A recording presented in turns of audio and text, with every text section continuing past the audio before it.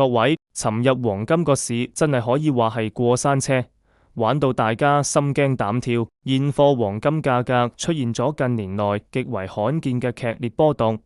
成日上下振幅差唔多接近$500，場面相當震撼。朝早亞洲市金價仲氣勢如虹，一度衝上歷史新高$5598.18，點知個勢話變就變，到咗紐約交易時段，金價突然之間高台跳水，一夜插水式暴瀉，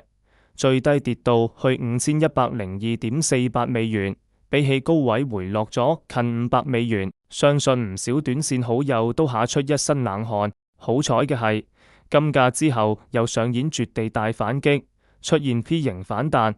最終收報$5370.23，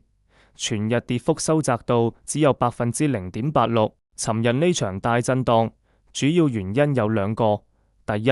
金價連日爆升創新高，有唔少投資者趁高獲利回吐，鎖定利潤，令金價受壓。第二，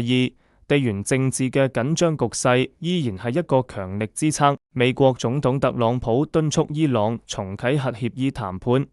而德黑蘭方面就反威脅話會報復美國同以色列。呢種你一言我一語嘅緊張氣氛，令避險情緒冇辦法完全消退，